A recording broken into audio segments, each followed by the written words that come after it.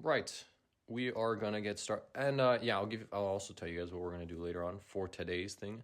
We're gonna build up from here, a spherically symmetric charge distribution. We're gonna do two problems there, and end off with this problem here, which is interesting problem in the book in chapter 23, same chapter. It is problem 35 with this little CR over here. I forgot what this CR means, but each problem has kind of their own little symbol, like representing difficulty or what it means. So this CR is kind of like a story problem or a little bit more complicated. They're not exactly telling you what to do. And yeah, we will work through it together. Hopefully we get the right answer. And it is a pretty solid problem to do. The ones in the back of the book are a bit more intense than the examples. So yeah, if that sounds good for y'all, let's get started here. I'm gonna begin by first, well, actually, let's just read out the problem here. An insulating solid sphere of radius A has a uniform volume charge density. It looks like a P, but normally they use the Greek letter rho. And it carries a total positive charge of capital Q. So we have three little symbols here. Lowercase a, which is the radius of a solid insulating sphere. We have a charge density rho, and we have positive charge Q. So three letters representing three different parameters of our problem. And as you'll see in the little examples in the book, we have a little bit of a step-by-step sort of problem-solving process. So they start with conceptualize, which is a pretty good thing. This is kind of mostly how physics problems should be solved. You don't want to just jump into equations. You kind of want to think about what they're asking here. So in this problem, problem A, they're saying calculate the magnitude of the electric field at a point outside the sphere. They don't even tell you what point it is. It could be any point outside the sphere. They probably say this, as you'll see, because using Gauss's law, you can find the magnitude at any point outside the sphere. So here, for this sphere, they chose a point, a distance, lowercase r, away from the sphere. Like this. They could choose r to be all the way over here or all the way over here. And then you'll see in the second problem, they even choose r to be inside the sphere. So, so yeah, that is what the problem is asking. And yeah, the little conceptualized section here starts off. I'll read it out for you guys. It might be pretty useful to see. The electric field due to a point charge was discussed in section 22.4, previous chapter. Now we are considering the electric field due to a distribution of charge. We found the field for various distributions of charge in section 23.1 by integrating over the distribution.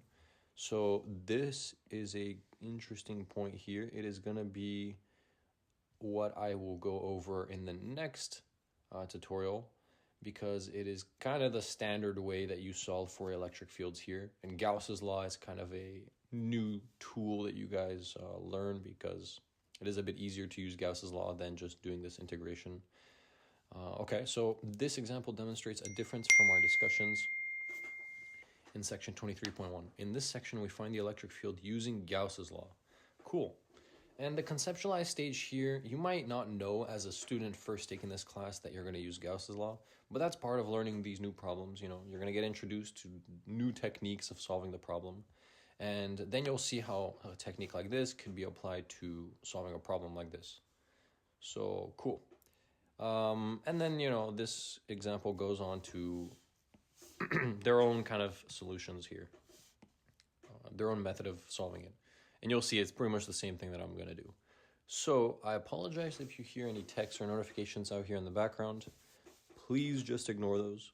But all right, I will start off this problem by just writing out Gauss's law. So Gauss's law is an equation for electric flux. And it has two different ways of writing it. You have this surface integral. It is a integral over a closed surface, which is what this little closed loop on the integral is talking about. The integral is over the electric field vector dotted into this vector, which is, you can call it the dA vector. I've had a couple tutorial sessions where I intuitively explain how to look at this whole thing here. So I think I will do that for today as well, just to keep everybody on the same page in case nobody saw this. But first I'm going to write out the entirety of Gauss's law. You have another form of writing electric flux, which is the charge inside. So this little in could mean, well, it does mean inside. Sometimes you'll see it written a different way, N, like this. So instead it'll be Qn, which stands for enclosed. Enclosed, inside, it's basically the charge inside your Gaussian surface. So in this case, it is a Gaussian sphere. You can see that for the first problem, they're choosing it to be like this. And this is a cross-section of the Gaussian sphere. It is, the Gaussian sphere here is a sphere. It's a surface. You always need to have a closed surface for your Gaussian surface. You can have different surfaces, but in this case, we're just going to choose the shape of a sphere. But you can imagine this is like a three-dimensional thing that encapsulates the whole problem. Maybe I should actually draw these little dotted lines behind this. So you have kind of a 3D thing here. You can choose another Gaussian surface. In this case, you see how they chose this one inside the sphere. So this is kind of a sphere that encapsulates the core of our original sphere. So there's two concepts or two kind of things that are going on here. You have the object in question. The object here is this solid sphere. Solid sphere, it has a radius A, and it has the properties that we are given. Charge density, charge, it has a volume. So this is the actual physical thing that exists in, the situation you're trying to explore.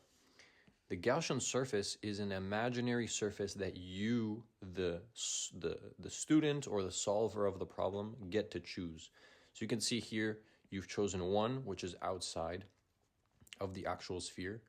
It is encapsulating the entire sphere like this. Here we've chosen another one. And this is why the problem here is saying calculate the magnitude of the electric field at a point outside the sphere. Using Gauss's law, you can calculate the electric field because the electric field is actually right over here. I'll change colors. This is the electric field. Except this equation, oh my bad, I actually didn't complete the equation here. I was kind of rambling a little bit, so my apologies. This charge enclosed is just divided by this constant, epsilon naught. You might see epsilon naught because, or from Coulomb's law. So this is the electric force between two charged particles, charge 1 and charge 2, separated by a radius r12. This is squared, and here in the front you're multiplying by a constant Ke. So this here is Coulomb's constant, and it has a number. Its units are newtons meters squared coulomb squared, I believe. If this is incorrect, I'm kind of just going off of what I see in this equation. Make sure that this is correct before you use it, But it is a constant. It is some number. I think it's like 8.9 times 10 to the 9 or some big number like this. And it has these units here. But it can be written another way using other constants. And that is 4 pi epsilon naught in the denominator. So this is one way of writing Coulomb's constant. You can see also sometimes Coulomb's law written as 4 pi epsilon naught r squared, and then the charge 1, charge 2 here. Except instead of writing this with the 1 on top, a bunch of times they just take this whole thing and they call it Coulomb's constant here. So I hope that was a little helpful. That is just Gauss's law over here, and this is how they write it in the book. Boom. So this is going to be a pretty important law. We are always going to write this down because it is always going to be pretty useful for solving for the electric field. And the reason you can solve for the electric field is because the electric field is included right here in this integral. If you're able to solve for this side of the equation, and normally you are, this is just a number. This Q enclosed, normally you're given. In this case, the Q enclosed by this Gaussian surface is this capital Q right here. In this case, it's a little bit more complicated. The Q enclosed is actually less than the total Q, right? Because we're taking a smaller Gaussian surface than the actual object we are talking about. And we are given that it is a charge Q. So you have to find the charge enclosed. But most of the time, it is pretty easy to find. And this here, E, is just a constant. So if you can calculate that side of the equation, you are already halfway done. This flux here is not really used. It's just kind of a, normally how they introduce Gauss's law. They tell you there's a property called electric flux.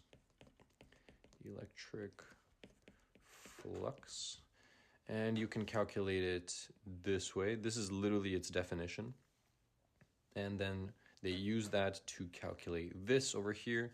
And then with those two pieces, you develop Gauss's law. So I'll give you guys a small intuition of what these two vectors are talking about.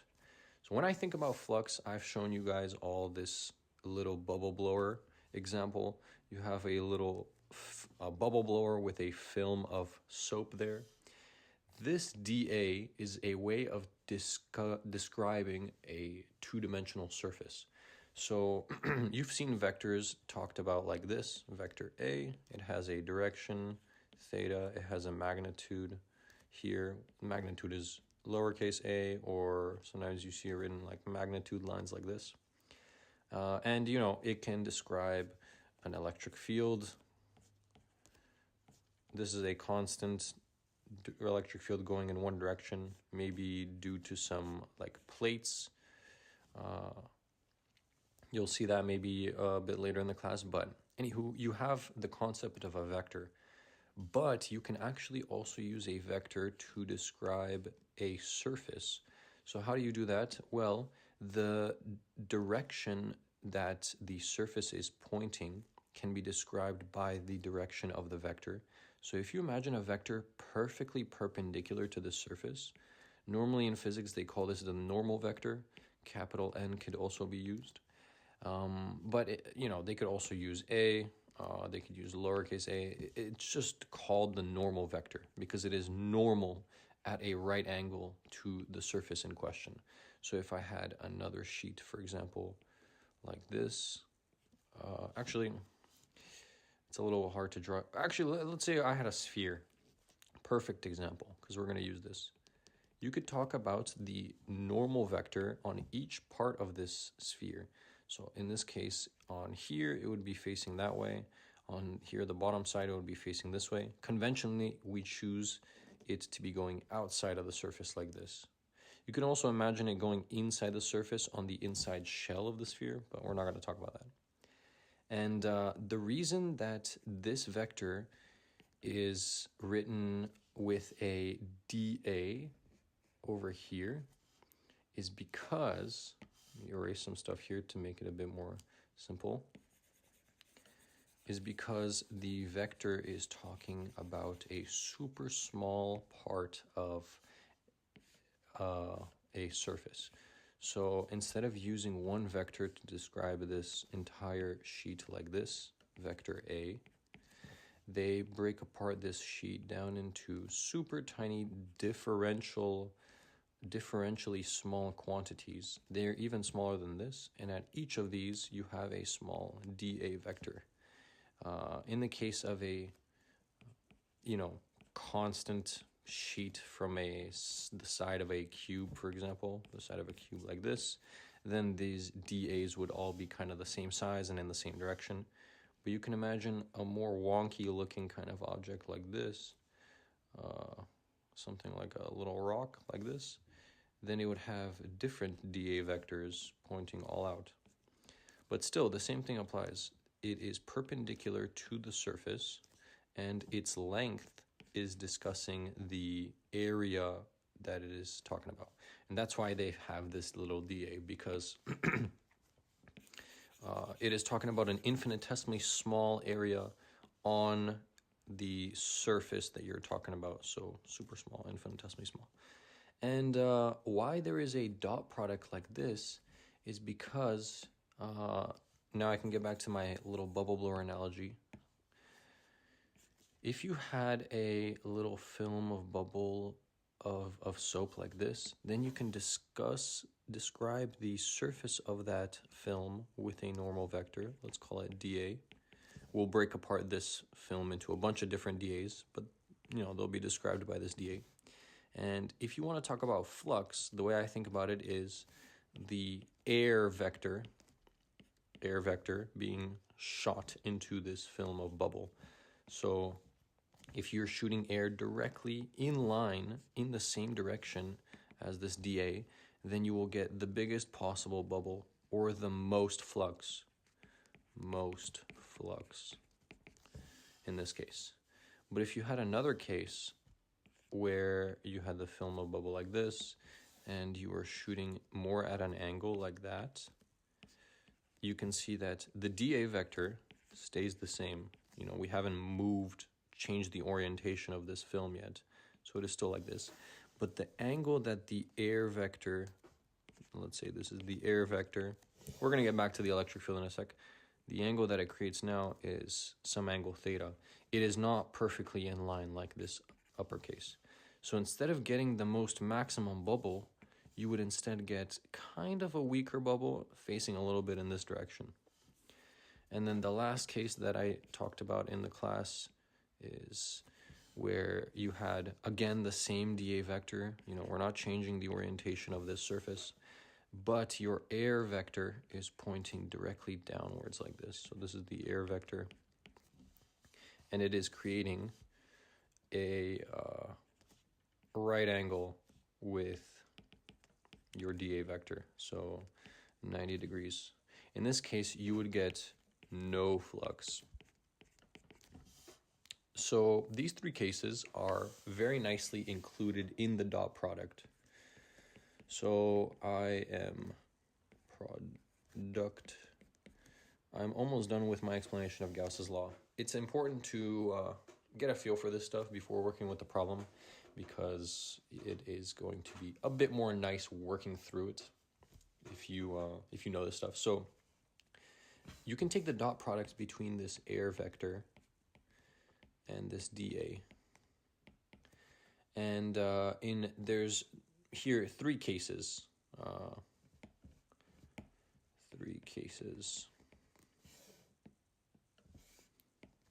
So one is the air vector. Air is in the same direction as the dA, so the angle theta is equal to 0 degrees. That is this case here. Case 1, the most possible flux. This is why I think about the bubble blower analogy, because it's just, you will not forget this. Like, it's makes intuitive sense, right? So you have an angle of 0 degrees between these two vectors. You can think about the air vector here, the dA vector here. Angle between these two guys will be theta equals 0 degrees. So one way of talking about the dot product is the magnitude of the first vector times the magnitude of the second vector times cosine of the angle between them. So this is one way of looking at the dot product. It's like identity. You have the dot product on one side, you have another equation on the other side, cosine of the angle between them. And it's just an identity that you kind of have to remember. But there's also intuitive geometric ways of looking at it.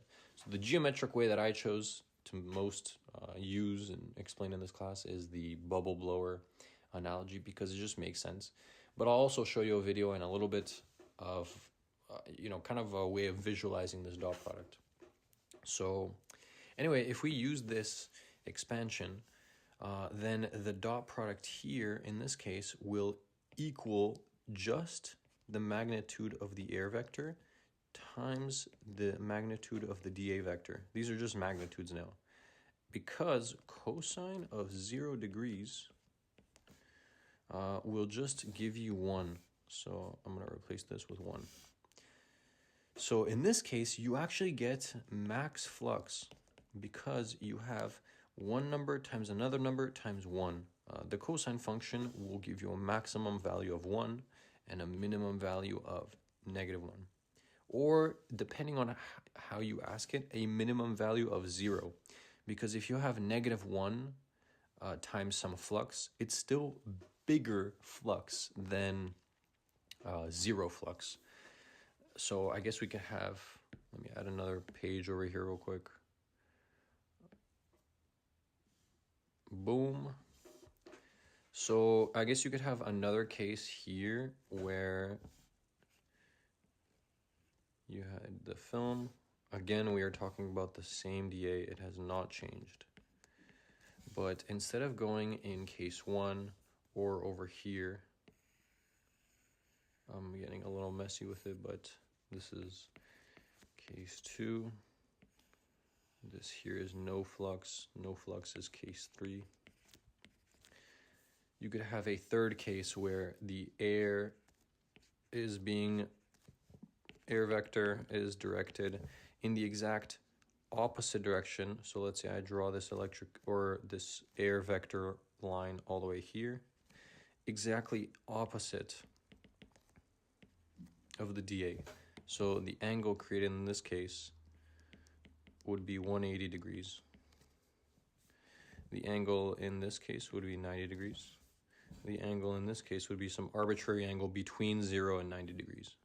And then you can imagine every other case from here. These 4 cases are the most easy to talk about, but they also cover pretty much every possible scenario that can happen. So anyway, in case 1, you get maximum flux like this. Let's say we'll want to look at case 3, where we have cosine of 90 degrees. This is when you're blowing directly perpendicular to the dA vector. So if you had the air vector dotted into this dA vector, then you would get, again, magnitude of air, magnitude dA, times cosine of, in this case, is 90 degrees. I'm going to put it in brackets like this. And cosine of 90 here is 0. So this whole thing will give you 0. And that's why this is the no flux case. You can see it creates 0 flux when you have 90 degrees between the two vectors. And again, that's also another way of looking at why this dot product expansion thing kind of works, or not kind of works, but another way of visualizing it. It's a way of talking about how together 2 vectors are pointing, vector A and vector B, how together they're pointing. So here they're pointing more together than here, and here they're pointing in very opposite directions, and here they're pointing in completely opposite directions. So you could talk about the angle between them. Theta here is 90 degrees, theta equals 90, and theta here. So you have all these different cases, and the dot product with the cosine of this, it's a way of telling you how together these 2 vectors point. If they point really, really together, if they're exactly aligned, then cosine of theta is the maximum, 1. Here cosine of theta is less than 1. Here cosine of theta equals 0. here cosine theta is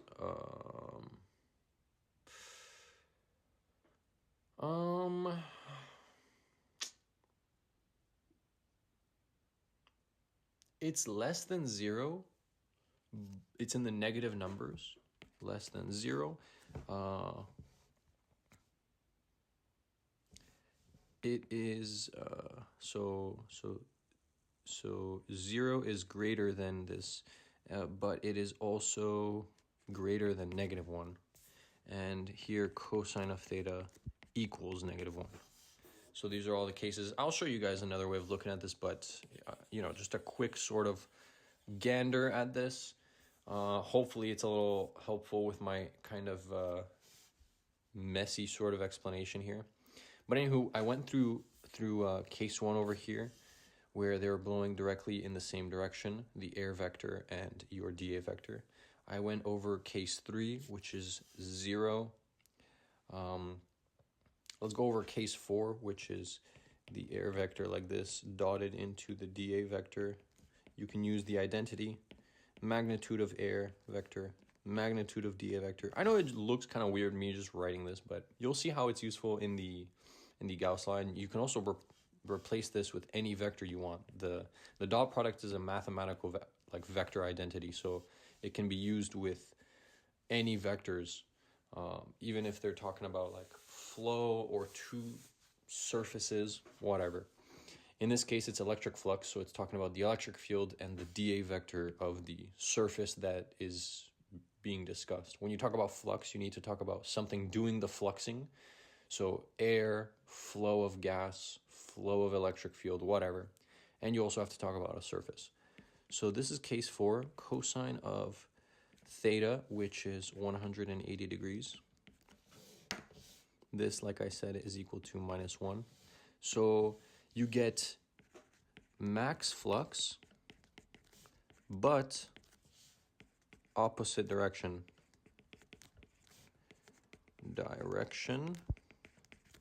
And you can physically see this with here. Obviously, if I blow the bubble this way, I'm going to use this little orange color. I'm going to get the maximum flux going this way. And if I blow it directly in line, I'll get the biggest bubble going this way. But it's going to be the opposite direction. So the dot product is also a nice way of looking at the direction of the two vectors. And you can physically see that because here this thing cancels and all you get is negative magnitude of air vector, magnitude of dA. Let me see if I'm still recording. Damn, 31 minutes, bro. I'm literally haven't even explained Gauss's law. All right, no worries. It's good. Put me on 2 times speed. Hopefully it's not too long of a video. And finally, let's do the case 2. Is it? Case 2, which is over here, where you're blowing some kind of angle in between them. So let's say we're going to change notation now. Instead of using the air, I'm going to use the electric field. And, oh, my bad. I actually should have written this as dA. And the electric field is going in this direction. Everywhere it is a constant electric field. It is going like this, and it creates some angle theta. This is E. I changed E from air to electric field to kind of just get a little stepping stone going to the electric flux side of things. But again, the dot product works with any two vectors. So in this case, again, we have E dot dA. You see this? This looks familiar, right? Boom. You can expand this as the electric field magnitude. Again, you can calculate the magnitude. You have an equation for that, or in fact, in Gauss's law, you're looking for the magnitude. So this is where it's gonna come out of. You have the magnitude of this, and cosine of theta. In this case, theta is some arbitrary angle between 0 and 90 degrees. And whatever it is, it's gonna be between 1 and 0. It's not going to be negative unless we chose E to go the opposite way. So it's going to be some percentage, 0.732 0.2, 0.226, well, some number, you know what I mean? Whatever that number is, you just multiply it by these two guys. And the final product is literally electric flux. You get the flux. And this is why these three cases are important and why the dot product is used here. So again, this dot product is a way of telling you how much flux you create, because it depends which direction you are choosing to direct your electric field. If it's directed perfectly in the same direction as your dA vector, then you are going to get maximum flux. If it is directed perpendicular at 90-degree angles, you are going to get zero flux. And that is included in this dot product identity, specifically this cosine function. I like cosine. It tells you basically how aligned these two vectors are. So I hope I didn't like fucking blow your brain with this or bore you with it, because I've repeated it so many times, but it is very important to think of Gauss's law like this. Okay, so now that we have all these three cases here, I'm going to paste this here, and I'm going to tell you guys that if you have a charge Q, lowercase u, and you create a Gaussian surface around it, Gaussian surface like this,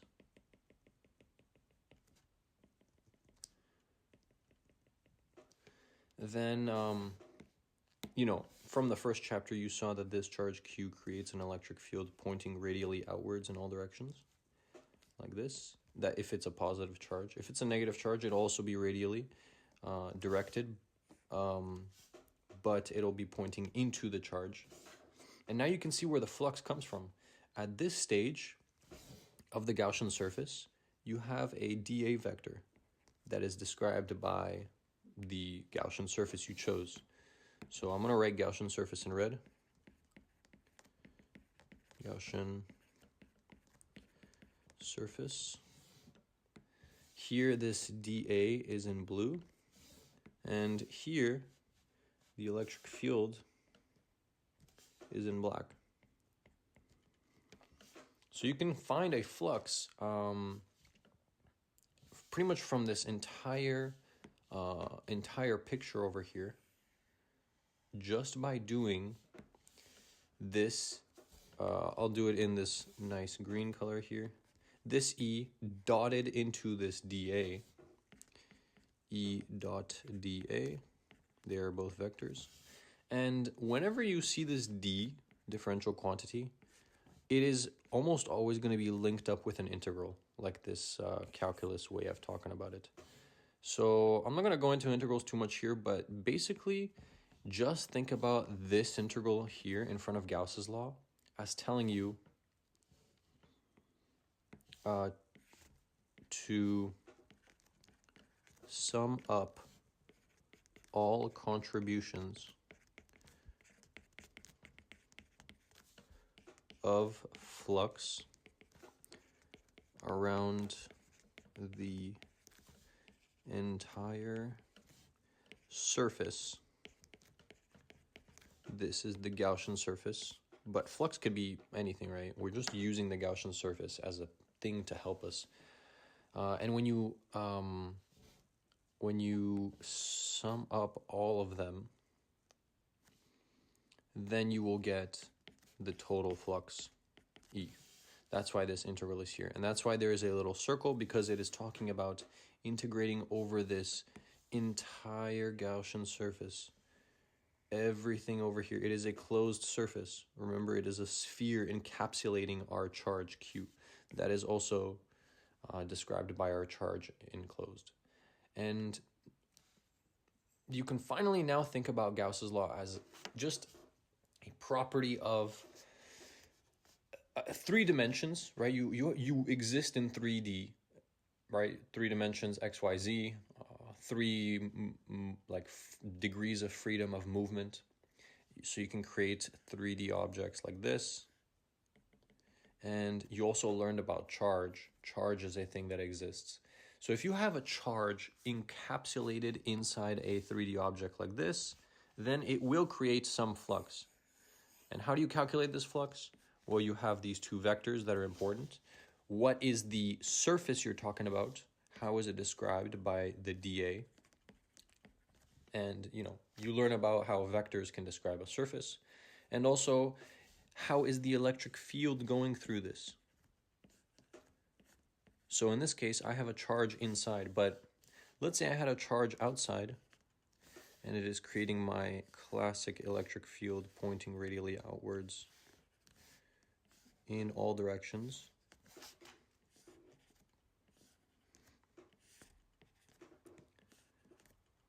Like that. This is a charge. This is the electric field due to the charge. And let's say I had a surface here. This electric field will also create flux. It'll create flux on this side. Once it passes through the surface, it'll create flux on this side. This electric field line here will create a flux over here. It'll also create a flux over here. There's an electric field line over here that just grazes the edge of the sphere. And you will see actually, if you describe this surface by a dA like this, that in this scenario, the flux is written like this with phi. Flux equals 0 over here. But over here in this case, this dA is described like that. Remember, dA, the dA vector, is always written perpendicular to the surface and pointing out away from the surface. So for a sphere, it is pointing pretty much in the same direction as this. But for a box, it will be in a different direction. You can describe a box with, I think, 1, 2, 3, 4, 5, 6 dA vectors. So here's one. This is perpendicular to this. There's one facing here, perpendicular like this. This one is pointing right out of the page, perpendicular like this. There's one pointing this way from the bottom, one pointing this way, and then one pointing from the back like that. So dA vector is written like this. But I'm gonna add another page here. Man, it is actually intense explaining this. All right. So I promise you we will get to the problem in just a second. Holy shit, this is 40 minutes. Okay, so electric field creates electric flux through a surface. How is that helpful? Now, I talked about this scenario over here, but please just take a look at the book. There's going to be a couple examples. I already talked about this in a couple of the classes, so I don't want to make the video here too long, but we are going to get to the problem over here. So let me just copy this guy and show you guys. It's a lot of words what I just said, like Gaussian surface, this equation over here. But it's good to explain it. And you'll see when you actually use it, it's not that complicated. You just need to know what you're doing. You know what I mean? So I hope I've explained what you're doing here. It's good to think about this in its original form, this dot product, what the dot product means, this integral, what the integral means. But you'll see in the problems, it is a bit simpler than what I was showing you up there. So, all right, let's finally get to this problem, which is calculate the magnitude of the electric field at a point outside the sphere. I'm going to take a really quick pause right here just to check if my audio and stuff is working, and then we can get to the problem. Alrighty, gang. I hope your energy has not depleted after my 40-minute ramble of Gauss's law, but it's good. I know you may have seen this in class a couple times. I apologize if you're getting bored of it. Still throw this video on 2x speed. It's going to be very nice. And now finally we're going to get to the problem. Thank God, guys. Thank God. Alrighty. Let's find the electric field due to a charged sphere. So how do we do this? Well, you want to find the electric field. I'm going to draw a picture right here. Our sphere is going to be this circle. I'm gonna draw it like that. I'm gonna draw this little thing right here. Look how clean that looks. Ooh. Boom. Like this. And we're gonna draw some of the parameters of the problem here. We have a sphere. A sphere is defined by a radius, which in this case is lowercase a. We have a total charge plus q on the whole thing. And they are telling you that it also has electric charge density of rho. Now, if you remember, rho in the book was introduced, and it is literally charge over volume. It is like regular density. Density is mass over volume. In this case, we're talking about electric density, charge over volume. We are talking about volume because this is a 3D sphere, but you can imagine a case where we want to find charge density of a surface, like a piece of paper, sorry, a sheet of metal, let's say, two-dimensional sheet of metal, or a coin, or a one-dimensional charge density, like on a wire. So for 3D, they use this symbol rho. For 2D, they use this this symbol sigma. And for 1D, they use lambda. So they call this lambda sometimes linear charge density.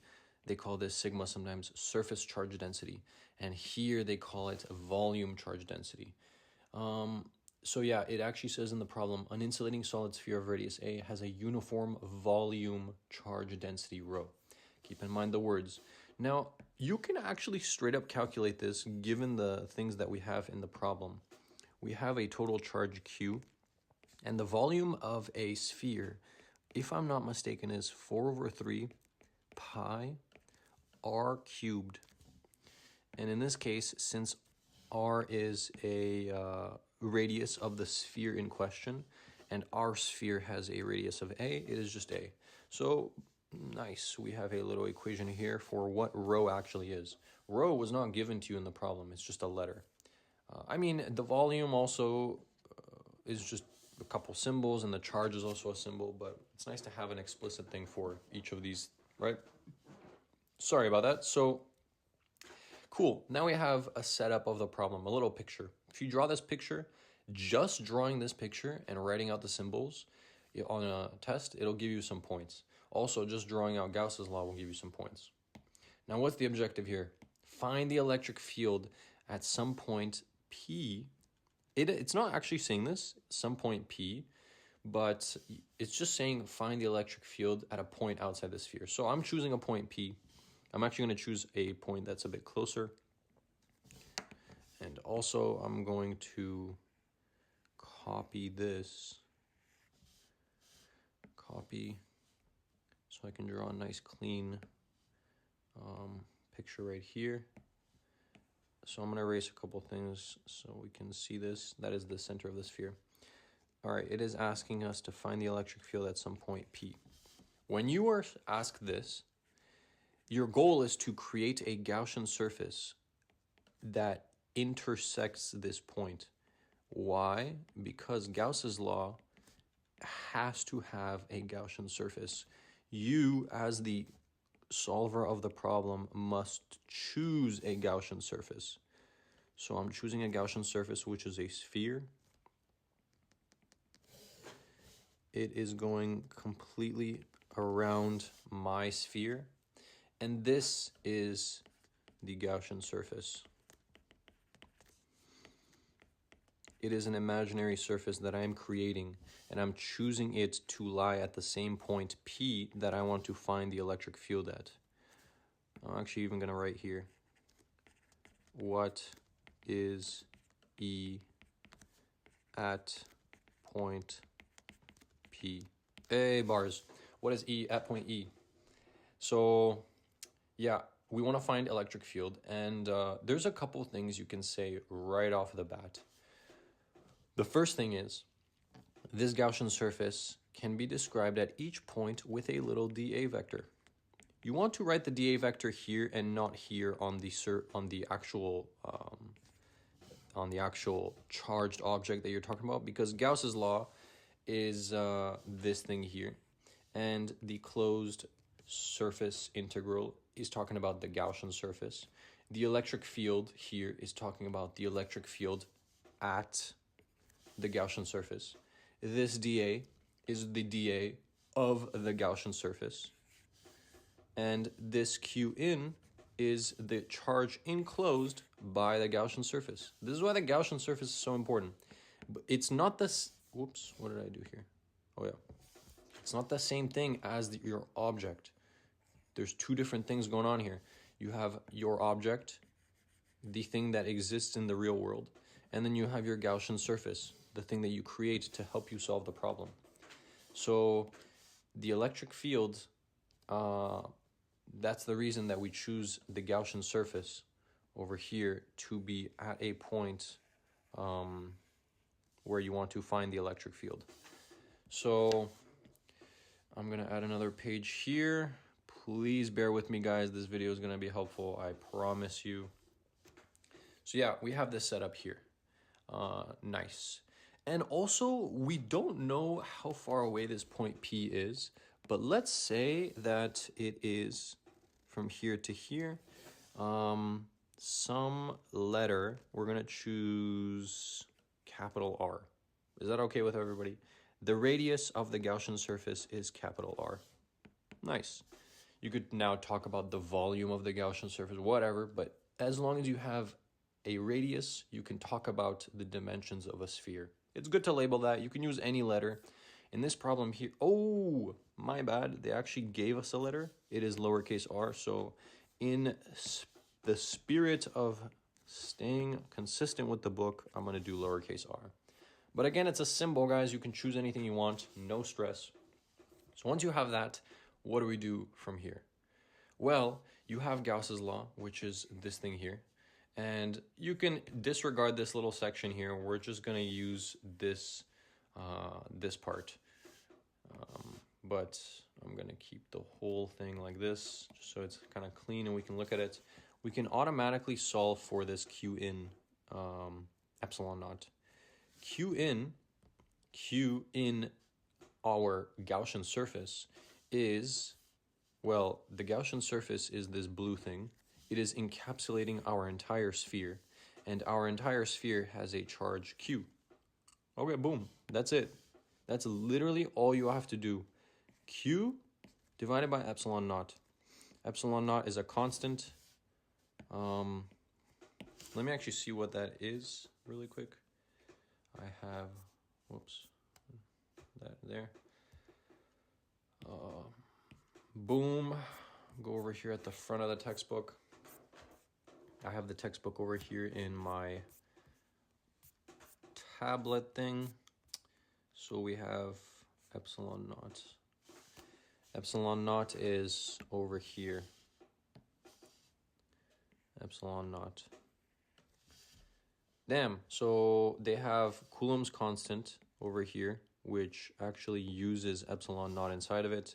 And then here, epsilon naught, which is called the permittivity of free space. It actually itself is written with other constants. And you can see it has this mu naught, epsilon naught, mu naught. These are things that you see in E&M a lot. Permeability of free space. Permittivity and permeability of free space are constants of nature. They are exact quantities that you determine experimentally. These are God-given. I have no idea where they come from, but you can see here they have an exact value for them. They have units for them. The mu here is in units of T, which I believe is Tesla, meters over ampere, if I'm not mistaken. And then this, I'm gonna erase some stuff here. And the epsilon naught here is in units of that. Alrighty, guys, so at this stage, when we have the right side of the equation written out, it's pretty simple. The left side, which is this integral, is normally going to be the slightly more complicated thing. And this is how Gauss's law is a bit tricky to use, but it's also why it's so powerful, because you can expand this integral into so many different ways. So we want to model this integral here as our problem, as the sphere that we're talking about. So the first thing I will do Well, your end objective is to somehow find a way to pull this E out, because that's what we're solving for. We want to find the electric field. So I'm just going to move this little QE over here. I'll erase this little green line and instead go like this, so I can have a bit more room over here, I guess. So anywho, like I said, you can expand this little dot product as the magnitude of E, magnitude of dA, cosine of the angle between them. And this should give you Q epsilon naught. Remember, this capital Q is now talking about our problem, the sphere. And we want to find this E. So, okay, now is where you have to make a couple arguments. And I'm going to show you guys these arguments from the book because they are going to be used quite often. So all you have to do is go to chapter 23 and scroll to the section of electric flux. Here's a nice image that was basically talking about all of those different cases I showed you guys. Definitely take a look, page 622. Here is the derivation of Gauss's law. Here is a good problem that shows you that flux coming outside of a closed surface and going through the surface adds up to 0 if there's no charge inside to create a flux. And here's Gauss's law. So there's a little derivation of it. This is how they find the equation 23.6. The electric flux is Q enclosed by the surface divided by epsilon naught. This is an important little sentence. The net flux through any closed surface surrounding a point charge Q is given by Q divided by epsilon naught and is independent of the shape of that surface. Pretty interesting. That is shown right over here. But why I'm getting to this stage, also take a look at this part of the book. It's pretty nice. Is because after they introduced Gauss's law here, 23.7, this is the equation that I wrote down that I was going to use to solve the problem. They go into the applications of Gauss's law. And here are the conditions. So here's exactly the problem that we're doing. And these conditions, 1, 2, 3, 4, are going to be pretty useful. And they are going to be arguments or conditions that you can straight up write down when you're doing the homework or when you're doing a midterm or final exam in order to help you simplify this integral. So your end objective is to simplify this integral, find an equation for E, the electric field. And the way you do that is by taking into consideration these 4 conditions. So the goal in this type of calculation is to determine a surface for which each portion of the surface satisfies one or more of the following conditions. This is why choosing the Gaussian surface as the person that is solving the problem is pretty important, because it should fit some of these criteria or conditions in order for it to be helpful. There's a section up here that actually says, in principle, Gauss's law can be solved for E to determine the electric field due to a system of charges or a continuous distribution of charge. In practice, however, this type of solution is applicable only in a limited number of highly symmetric situations. In the next section, we use Gauss's law to evaluate the electric field for charge distributions that have spherical, cylindrical, or planar symmetry. If one chooses the Gaussian surface surrounding the charge distribution carefully, the integral in equation 23.7 can be simplified and the electric field determined. That's everything you are going to do using Gauss's law. And the cool thing about this class is it feels very complex and that there's so much to learn, but honestly, you are reduced to a couple of super symmetric cases where Gauss's law works. And you most likely will not be asked to do anything more complicated than that on a homework or test. I mean, the problem that we're going to do a bit later today is slightly more complicated, but you'll see it uses Gauss's law the same way. So anywho, here is the condition. 1, the value of the electric field can be argued by symmetry to be constant over the portion of the surface. All right.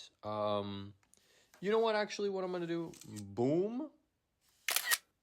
I'm going to take this and take this like that. Save to photos real quick. Move back here. And I'm going to just bring this bad boy up right over here. Awesome. These are the 4 conditions. You're going to remember them very easily, no worries. But basically, we want to simplify this integral here so that we can calculate E. And if you've taken calculus, you know that you cannot pull out this E from the integral unless it is a constant. So that is condition number 1.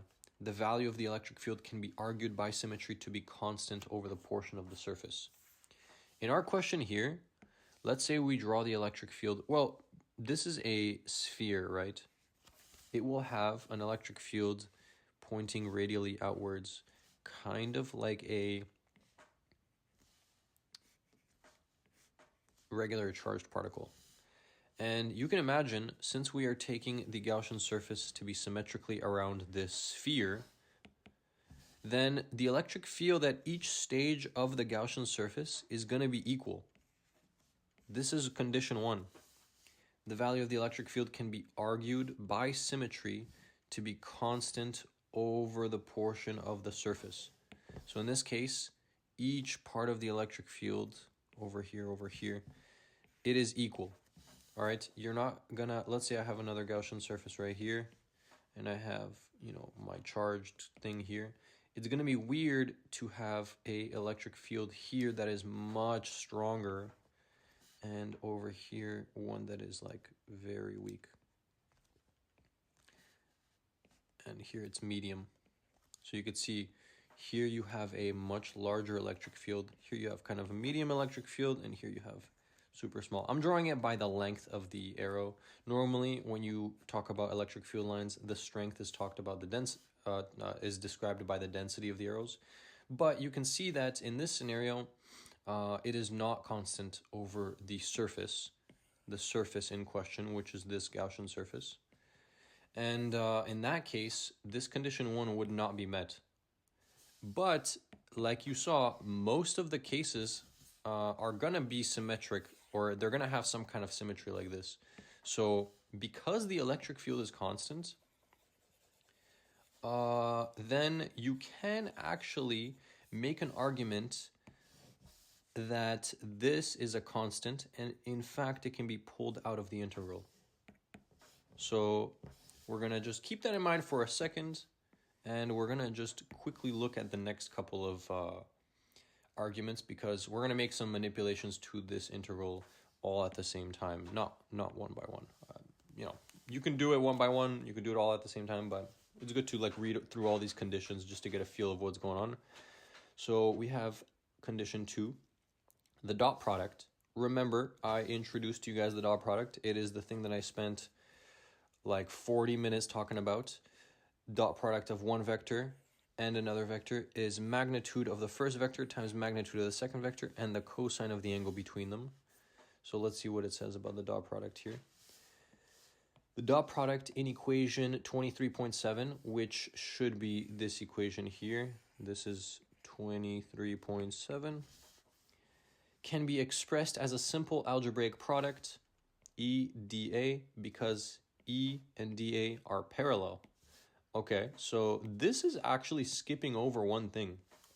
It is assuming that E and dA are parallel, so it is automatically assuming this case, most flux, where the angle between them is 0.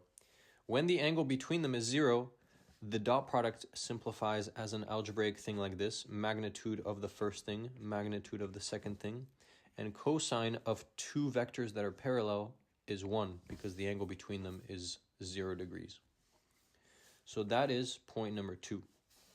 But also keep in mind that sometimes this cosine theta will not equal 1. It'll equal something else, depending on the angle between the vectors. That's why I took some time to introduce to you guys the dot product. But in this case, condition 2, it basically tells you that this thing inside here can be simplified to this thing here, and then this cosine can be simplified to a 1. That makes sense? You're going to have to be able to make that argument on your own, and the way you do that is just by knowing what the dot product is and being able to talk about it like geometrically, mathematically, whatever. So this is condition 2. The dot product condition 3. In equation 23.7 is 0 because E and dA are perpendicular. Okay, so condition 2 and 3 are linked by the definition of the dot product. You have A dot B, AB cosine theta. Condition 1 is just cosine 0 degrees equals 1.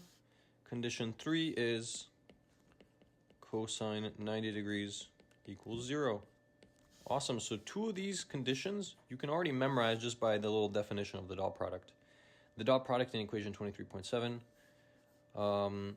is 0 because E and dA are perpendicular. Okay, cool. So basically, it's saying that this whole thing equals 0. So integral of 0. Little weird. I'm not too sure what that would look like in the problem, but okay, it's just good to know that that's one of the conditions. I'm gonna erase this, and then we're gonna go to the last condition just to read it and get an idea of why this is in the book. The electric field is 0 over the portion of the surface. Okay, not useful for our situation. So now that we're at this stage, right, we can apply basically condition 1 and condition 2. And I kind of made this graph here a little bit complex. So I'm going to erase some of these lines here. But remember that we are looking for the electric field, and we have this equation here. So we made a couple arguments. The electric field at each part of the surface. Hello guys, I am recording this audio after the fact, so you might see a little bit of weird stuff going on here because I lost some of my audio here, but basically what we were talking about is these 4 conditions. So I am trying to simplify this integral here, and I'm using some of the conditions. If you can consider the electric field coming out of the object like this, it's coming radially out, and you can find the angle between the electric field and your dA on the Gaussian surface. In most of the highly symmetric cases, like in this case with the sphere, we have an angle of 0 between the two. So we got basically condition 2 working very nicely for us over here. And we can just remove that cosine theta because cosine of 0 degrees equals 1. And we can also pull the E out of the integral because it is constant over the surface of our Gaussian surface. So now we've simplified the integral very nicely. All we have left is this part over here. And what this is saying is basically sum up the portions of your dA. Remember, dA is the normal vector that is on each part of your surface, right? It is represented by an area. That's why it's a dA vector. And it is super small. And the integral there with the little circle around it is saying add up all of these super tiny components of area of your Gaussian surface. So you can replace this entire integral with a simple equation for surface area. Instead of doing a complex integral, you could just say, what is my Gaussian surface and what is the equation to calculate the area? So here I'm writing, sum up all the little dA components with the use of this little integral. And this literally becomes equal to the area, surface area of your Gaussian surface. Surface area because the Gaussian surface is a 3D object, a surface, you know, and it has a surface area. So I am still writing here. Sorry if the audio is a little goofy. I am going to definitely fix this for the next video I record. But now, since this little microphone died, I'm gonna have to go through an hour of my rambling and basically re-ramble on top. So what I'm saying here is you can simplify now the equation from above with this blue line. E, which is the electric field, times the integral there, integral with a little circle dA, area of the Gaussian surface, and then I just follow through with the Q epsilon naught. That stays the same. So the area for a sphere in 3D surface area is 4 pi r squared. In this case, r is the actual radius we're using because the radius from the center to our Gaussian surface is r. If it was a or a different thing, you plug in a different letter there. So, cool. At this stage, we can now solve the equation finally and get the answer for E at the point P. We divide both sides by 4 pi r squared, move that stuff to the other side, copy down the epsilon naught, copy down the Q, and we're done. And you can simplify it a little bit more if you recall that Ke, the Coulomb constant, is defined as 1 over 4 pi epsilon naught. So you can combine all of those units in your answer. We got the 4 pi, we got the epsilon naught right there. We got an imaginary 1 on the numerator. Combine all of that and replace it for the Ke to just simplify the equation a little bit more if you want, since we mainly deal with the Ke in this class. So we can keep the Q, keep the r squared, and we now get an equation for E. And we can rewrite it as this equivalent but slightly simpler form. Ke, Q in the numerator, capital Q, since it's the charge of the thing, of the sphere. And we got an r squared. And we are done. That took a while, guys. Thank you guys for staying here with me. We are not done yet, though, because we got more problems coming after this. But basically, we calculated E at the point P, the electric field at the point P, which is where our Gaussian surface is located. And you'll see it is the same exact equation as due to a point charge. We got positive charge Q1, electric field at the point P, distance r away, is the same thing. Coulomb's constant Ke times the charge Q1 divided by the distance squared. And if you multiply by second Q2, you can get Coulomb's force law, as you saw before. So this is the original equation for electric field. And it's pretty interesting that the solid sphere here looks like it creates the same electric field as if it was a point charge located at the center. So nice. Gauss's law is useful here. It was a very long kind of journey to get here, but if you keep all of this in your mind, you can use Gauss's law and you'll be able to find the electric field fairly quickly here. So over here, I am showing you guys that the electric field at some point P, due to this little volume, sphere with the volume, is the same as if it was a small charge with the same small point charge with the same charge Q, right? Because Q could be anything. It could be like 3 coulombs. It could be the same charge as a electron, minus 1.6 times 10 to the negative 19 coulombs. Or it could be like 10,000 coulombs, whatever. Alrighty. So now that we are done with that, we will, I'm not sure what I'm doing here. We will, oh yeah, I'm basically saying that you can see that the electric field here written as a function, so electric field on the y-axis as a function of the radial distance away from the center of the sphere.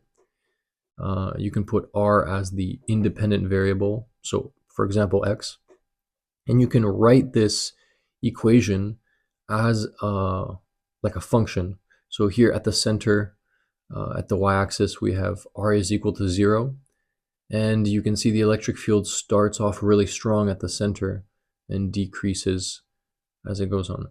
Not at the center of the sphere. We haven't calculated the electric field here. This is just what the function Keq over r squared looks like. because if you put r equals 0 in the denominator, the function explodes and it looks the same as y equals 1 over x squared. And if you plug in 0 there, you get some like undefined quantity. It goes to infinity. So this is the same thing as a point charge. The closer you get to the point charge, the stronger the electric field gets. If you're in like right next to the point charge, the electric field is like almost infinite, you could say. There's limitations in reality. We're going to see the next problem is going to be discussing the electric field inside of that volume, that little sphere, the billiard ball. So we're going to use the same kind of principle, the Gaussian surface, and we're just going to take it. We're going to do this one here. I think I'm circling. I think I'm circling here the question, and then we are going to the book just to see exactly how they word the second question. So yeah, here I'm showing you that the answer is the same as what we got. It is for r is greater than a. So this equation only works for distances outside of the sphere. And you can think about this because the Gaussian surface is encapsulating the sphere. If you take a Gaussian surface closer and closer and closer, but not inside the sphere, you will still have a charge enclosed of capital Q. But the second you take a Gaussian surface that is inside the volume of the sphere, then your Q changes and you need a new equation. So that's why they put in brackets for r greater than a, for distances that are greater than the radius of the sphere. So here I'm just outlining how quickly they did it. We have the Gauss's law. They quickly say E dot dA can be simplified as that. They pull the E out because it's constant over the surface. They replace that integral with a area of a sphere 4 pi r squared. And boom, boom, boom, you're done the whole thing in 2 lines. If you know what you're doing, it takes a bit of time to get there, but on the test you can basically write those 3 lines, and using Gauss's law you can find the electric field here. So if that looks pretty good for y'all, those couple of lines from the book, then I think we can move on to the secondary part of the problem. Let's see. Alrighty, we are back and we are at the second part, which says B, find the magnitude of the electric field at a point inside the sphere. Alrighty, so we are gonna start on a new sheet over here. And you'll see that this is very, very similar to the first problem. I'm going to draw the sphere like this. I think I'm actually going to redraw it to be a little bigger so we can see what's happening inside the sphere. So we got the front side here, the little back side of the sphere, a little three-dimensional drawing. It's good to draw this on the test too, you get some points. We got the charge on the whole sphere, the center. The sphere has a radius a, lowercase a. And now we're looking for the electric field at some point inside the sphere. We can choose a point. I'm going to choose this point here so I can draw the Gaussian surface nicely. And again, like the first problem, you choose the Gaussian surface such that it is symmetrically centered on the center of your sphere, and the surface of the Gaussian surface, the edge of it, you could say, aligns with the point P where you want to find your electric field. So I'm going to rewrite here Gauss's law. The more you rewrite it, the easier it'll be to remember. We got integral, closed surface integral of the electric field dotted into the little normal dA vector. That is equal to the electric flux. And that is also equal to the enclosed charge divided by epsilon naught. So, that being said, in this case, what is a little different is finding the enclosed charge Q in. So first I'm going to write this little radius of the Gaussian surface. We're going to use the same letter R. You can use whatever letter you want, just make sure to be consistent. We're using the letter R to match the previous problem because we chose the previous problem to have this R. We could have R over here, we could have R over here. Wherever it is, we're just going to keep that as like the variable. but the math works out with whatever symbol you choose. So in order to find this new Q enclosed, we're going to recall that we calculated rho, which was charge over volume, in the first part of the problem, and we never used it. We just used capital Q. So in this case, you're going to see why rho, the volume charge density, is useful. Here I am distinguishing that the blue thing is the Gaussian surface. And the reason I'm distinguishing this is because rho is a property of your material. Rho is the charge of the sphere, which is capital Q, divided by the volume of the sphere. The volume of the sphere is, well, you have a radius A. Volume of a sphere is 4/3 pi radius cubed. In this case, our radius is A. So boom, set up this equation and you have the rho for your object. Now I'm going to box this in because it's kind of nice. It's a good thing to just keep at the center of your focus. And hold on, I'm going to drink some water.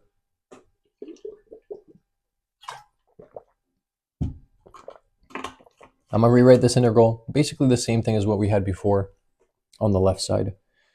We have integral closed surface integral E dot dA can be simplified to magnitude of E, magnitude of dA, cosine of the angle between them. But in this case, on the other side, we have a slight difference. The Q in is not equal to capital Q because our Gaussian surface is now encapsulating something smaller than the actual total charged sphere. So our Q enclosed, again, keep in mind, enclosed is enclosed by the Gaussian surface. It's going to be slightly less than the capital Q. And the way we find it is we multiply rho, the volume charge density, by our new volume. What is the volume we're using? The volume of the Gaussian surface. So you got a couple different things to keep in mind. Volume, surface area, volume of the Gaussian surface, surface area of the Gaussian surface, volume of your actual sphere. So here I'm coloring in the actual physical sphere. This has the property rho, your physical object, the charged billiard ball, you can think of it. This here that I'm drawing inside is the Gaussian surface. It's an imaginary surface, but we're going to use that imaginary surface, which is here, and we're going to use the property of rho, which I circled everywhere over there. Rho is constant over the whole object. So we're going to use this, and you can see here you got Q over V. If you multiply this by V, you got to multiply on both sides like this. So you get an equation V times rho is equal to charge. So now we can find charge enclosed by multiplying V times volume. And we're taking the volume to be our Gaussian surface. That will give us the charge enclosed by the Gaussian surface. Does that make sense? I hope it makes sense. You can always do this. You just need to remember formulas for volume of your actual object and formula for rho, which is the charge density. So if you set it up like this, keep track of your units, you shouldn't have a problem. And that is kind of the only difference that there is for this problem compared to the previous one. So here I'm going to rewrite. I got rho, which is Q over 4 pi, Q divided by 4/3 pi A cubed. We're multiplying this by the new volume, which is the volume of the Gaussian surface. 4/3 pi R cubed in this case. You see, we're using the same formula for volume, but it's slightly different. We're talking about two different volumes. In this case, the Gaussian surface is represented by the R radius, lowercase r, and we have R cubed. Nice. So if we have this, we can replace the whole thing in there. Q 4/3 pi r cubed, divide the whole thing by 4/3 pi a cubed. I'm basically rewriting the same thing for charge enclosed. We can cancel here 4/3 pi, we can cancel those, and we can't cancel anything else. And this equals Q r cubed over a cubed. Um, you can actually see I made a mistake here and I forgot to include the epsilon naught. We'll get to that in a second. Here what I'm showing you is that q times this thing r cubed over a cubed. You can see that r cubed over a cubed is kind of like a ratio of lengths. So we got meters cubed over meters cubed. Those units cancel and they give you like a percentage. So this r cubed over 3 cubed is like a percentage of the total charge, capital Q. It's kind of cool. It gives you the enclosed charge as a ratio of the Gaussian surface compared to the whole surface. And they just use the radius because that's the only parameter you need to describe this. So anywho, we're going to get back to the same sort of stage as before. Remember, electric field is coming out and it's constant over the surface. I'm showing you here that if it wasn't constant, it would look something like that. But it is constant, so we're going to have constant electric field over the entire Gaussian surface. And if it is constant over the whole surface, we can pull it out of the integral. This is just some argument you kind of have to get used to mentioning. If the electric field is constant, if it's not constant, then you cannot pull it out of the integral. But with most symmetric cases like this, you can pull it out. Now we have the dA vector and the E vector pointing in the same direction. So the angle between them is 0 degrees. And you can simplify this cosine of 0 degrees. Just like the condition 2 over here, the dot product can be expressed as simple algebraic product if they are parallel, if the vectors dA and E are parallel. So cosine of 0 gives you 1, and we just have that. On the other side, we can copy down what we had.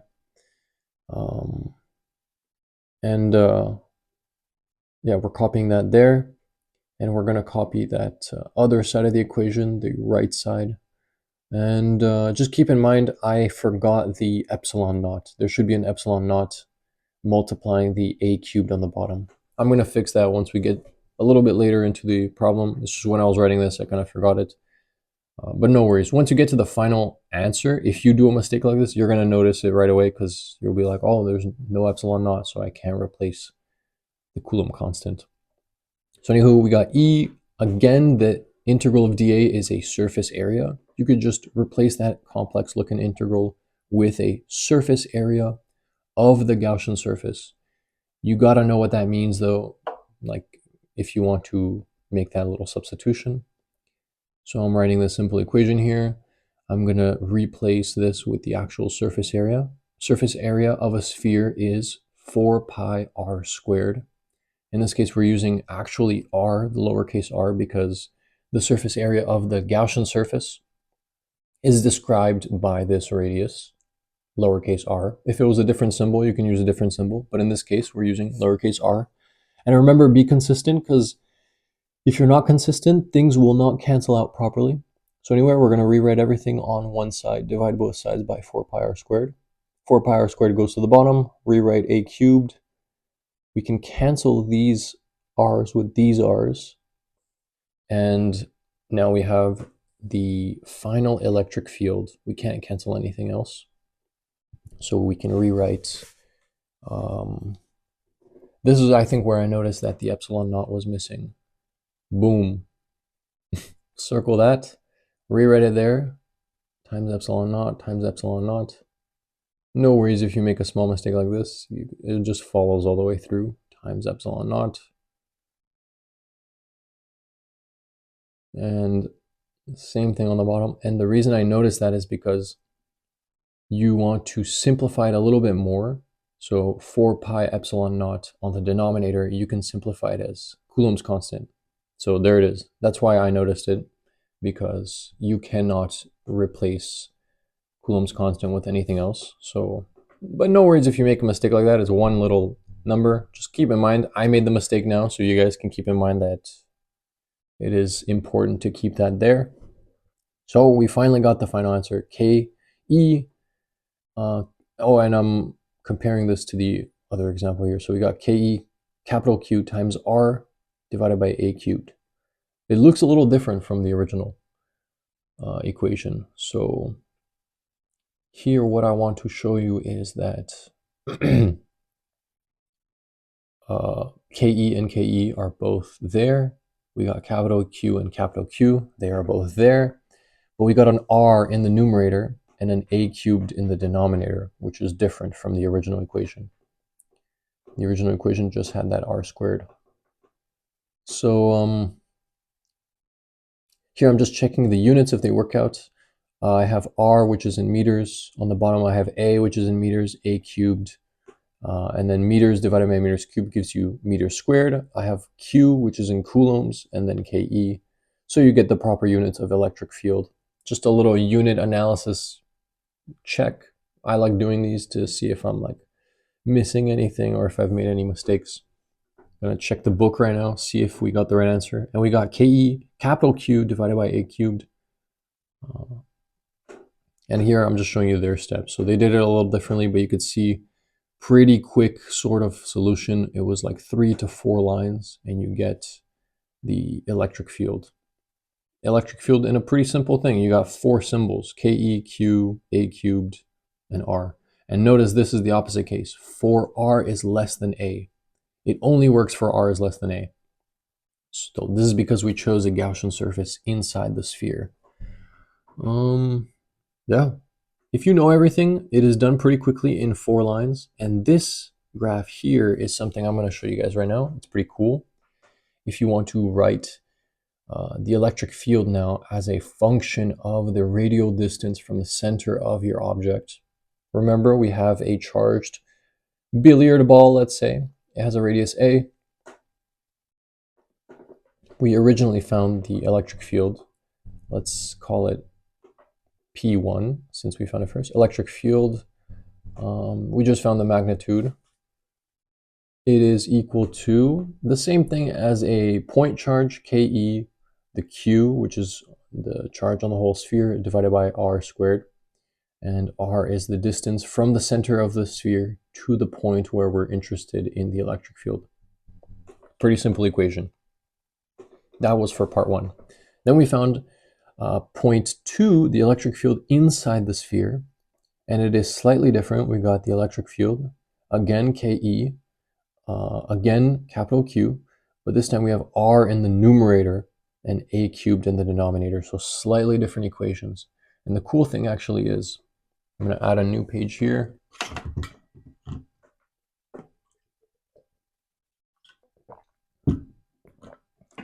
Slide this up so I can draw a little graph.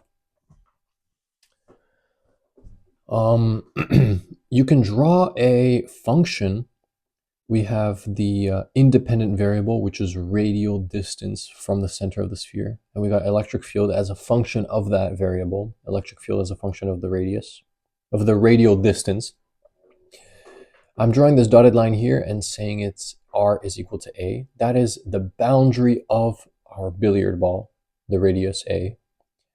And on this side of the graph, you can see it behaves the same as a point charge, as I showed you before. It falls off and it's proportional to 1 over R squared. That little symbol there, that little like loop-de-loop, means proportional to. You can say it's the electric field is actually equal to KEQ times that part over there. That's the variable part, the R squared, 1 over R squared. And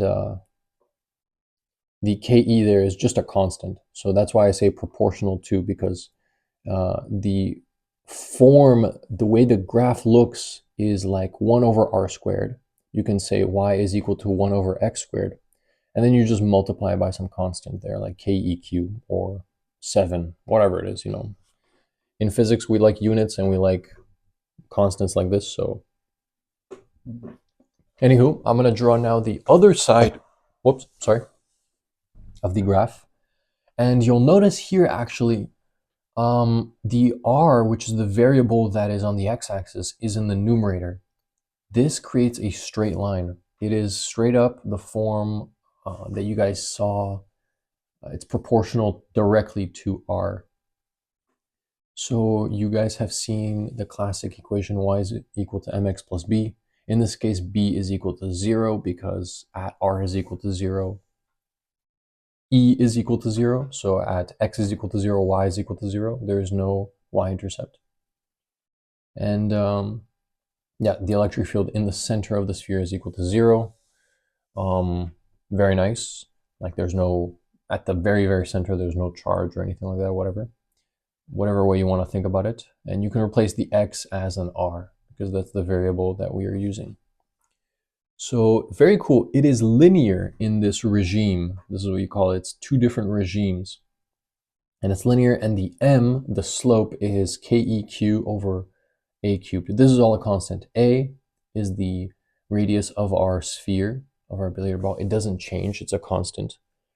Q is also the charge of our thing. It's a constant. Ke, Coulomb's constant. Everything here is a constant. The only thing that's changing, that's a variable, is r. That's the location that we are looking at the electric field, the distance away from the center. And as you see, at r is equal to 0, we have an electric field that is 0. And as you move slightly further away from the center, the electric field grows and grows and grows as a linear function until it reaches a maximum. The maximum is right at the boundary over here at the surface. That is the maximum electric field, and then it falls off like it is a point charge. The electric field reduces. So they draw it over here in the book. I thought it was a pretty nice graph to show you guys. We're going to read this finalized thing. It's pretty cool. This result for E differs from the one obtained in part A. It shows you that E goes to 0 as R goes to 0. Therefore, the result eliminates the problem that would exist if R is equal to 0. If E varied as 1 over R squared inside the sphere, as it does outside the sphere, that is, if E is proportional to 1 over R squared for R is less than A, the field would be infinite at R is equal to 0, which is physically impossible. So you have to have a different relationship for the electric field from the outside as from the inside, because if you plug in R is equal to 0, 1 over R squared, 1 over 0 squared will give you something that's undefined. It's like it explodes to infinity. And you don't like this. Like, we don't like infinite electric fields, especially at the center of a like sphere. It doesn't make sense, you know. Infinite energy, you could think about it. So it's not real. It has to be modeled some different way. And you guys have seen how it's modeled here with Gauss's law. So what am I showing you here? Oh yeah, at the boundary of the sphere, you have the connection of the two regimes, and then we, don't get that paradox. We have the electric field at the center is 0, which kind of makes sense. You would expect, maybe you would expect that, maybe you wouldn't. Another cool thing they do in this part of the book is they try to connect both regimes. So they take a limit. The limit here is something you are introduced to in calculus. Here I think I'm talking about something I already talked about. So you can see below the limits are being taken for both functions. So we have on the top the function of the electric field outside the sphere, which is KEQ. Here I'm circling the connection and trying to see if this side matches the other side. So we have KEQ over R squared.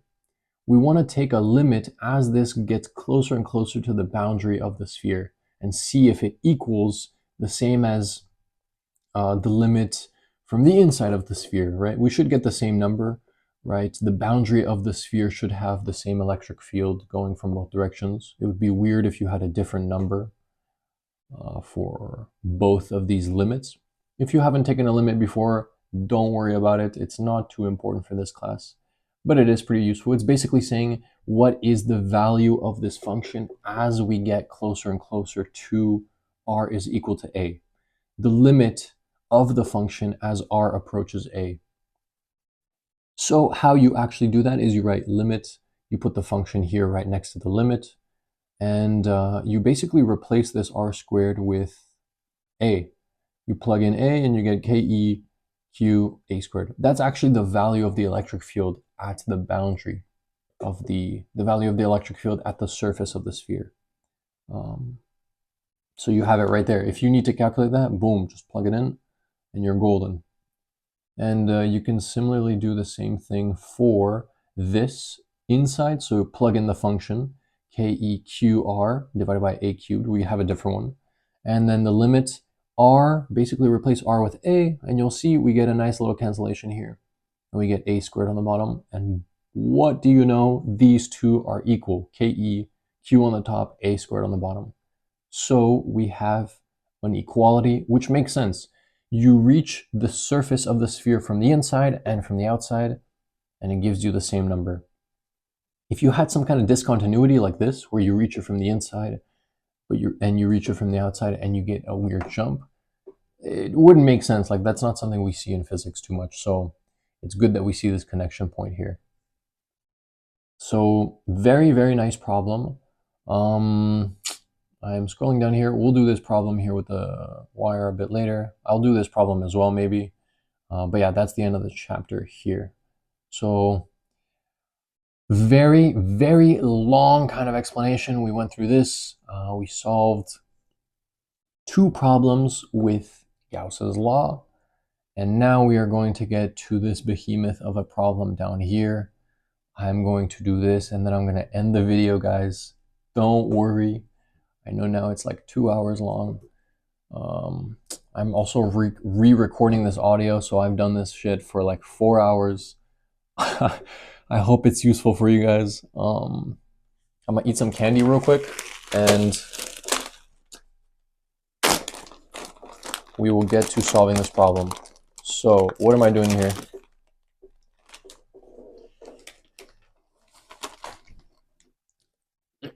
Alrighty, guys, so I'm gonna read the problem here. You are working for the summer at the research laboratory. Your research director has devised a scheme for holding smart charged particles at fixed positions. The scheme is shown in the figure on the side. A large insulating sphere of radius A carries a total positive charge Q with a uniform volume charge density. So very similar to what we saw before.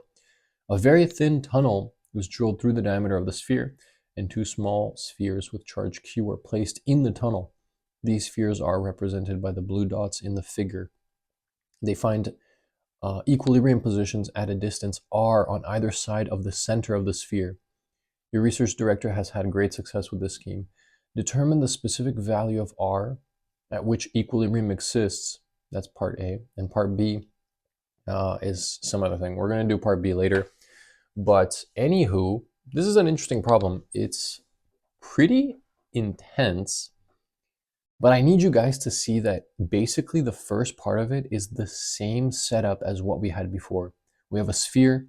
It literally has the same charge, capital Q, and the same radius, A.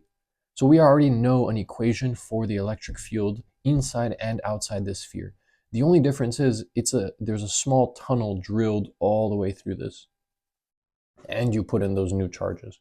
But the whole thing, it is the same. We got A, we got Q, and the thin tunnel is the thing that changes things up. So, and we have a uniform charge distribution. So yeah, here I'm showing you how it's the same exact thing as the problem we did here, except they don't give you rho. They just tell you it's a uniform volume charge density. But we know from before that we can calculate rho. So that being said, there is a bit of conceptualization that needs to happen here. First of all, you know there's an electric field inside and outside the sphere. You know that there is a little tunnel, very thin tunnel, drilled through the center. And since it's very thin, you can imagine it doesn't have too much of an effect on the electric field produced by this whole sphere. When you drill out a small tunnel, it's not like you're removing that much of the sphere. It's like kind of taking a small dent out of it.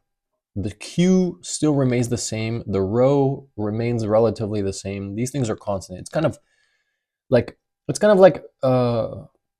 forget about air resistance in mechanics problems.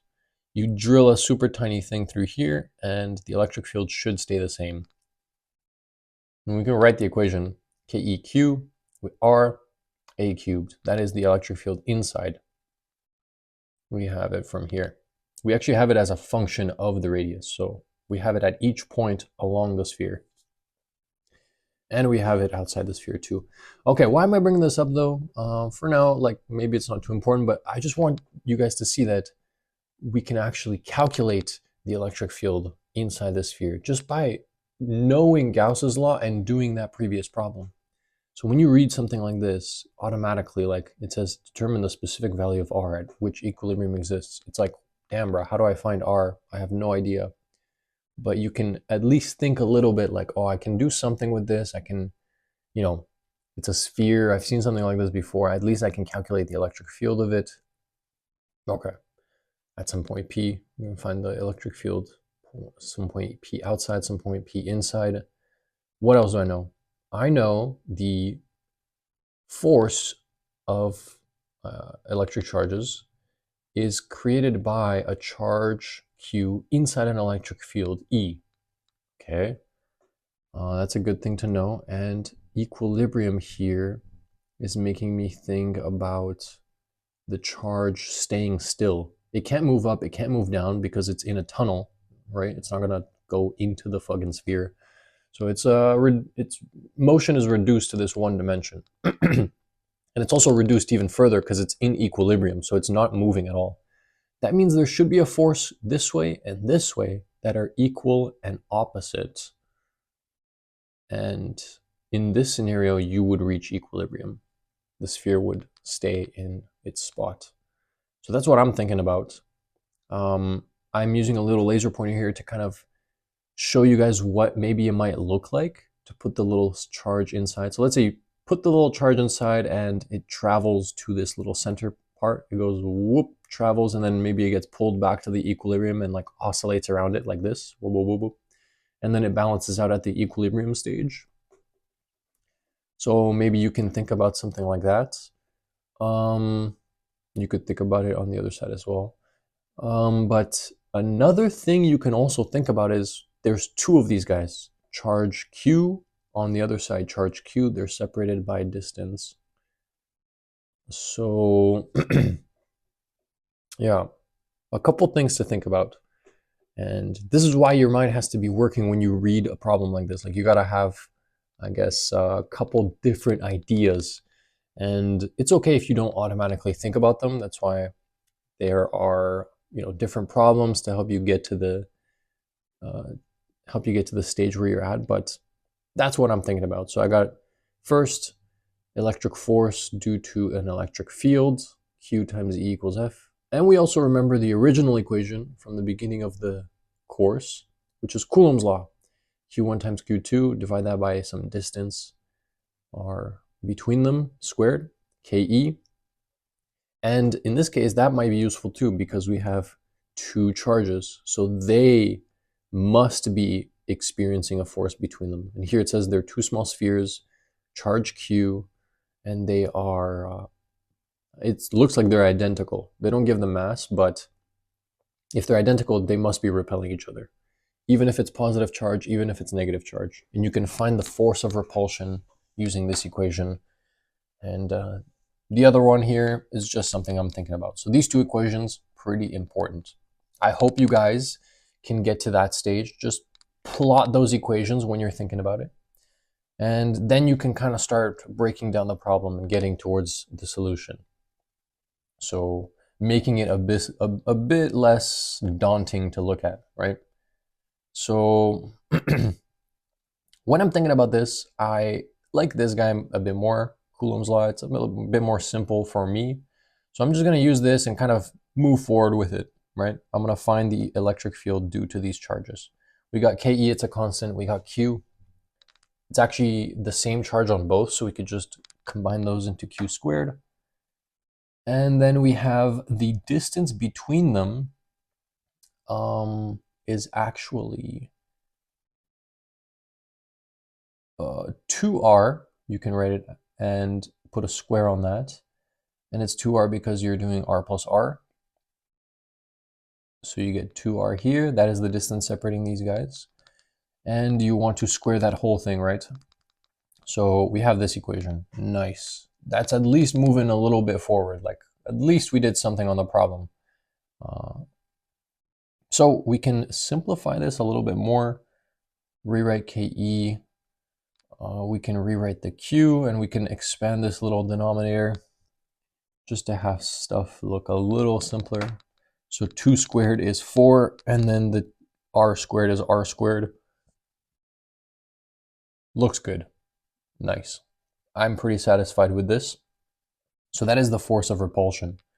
And we know the direction because it is, they're repelling each other, kind of like what we saw in the first chapter.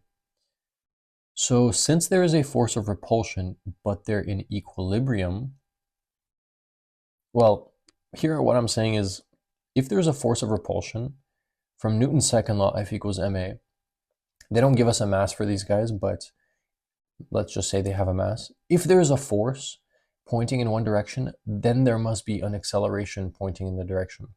So two charges that are repelling each other, they feel a force, therefore they will feel an acceleration and they will move away from each other.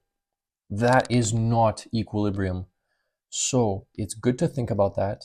And because of that, what I'm thinking about here is this problem that we did with the class. It's these two charged spheres held by a rope. They feel a force of repulsion, they feel gravity, and they feel tension. So it's making me think of a summation of forces kind of problem.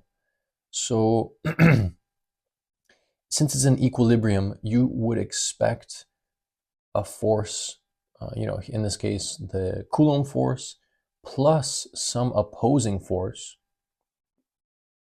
Both of those added together should give you the condition of equilibrium. So a force plus another force gives you 0. This is the equilibrium condition. And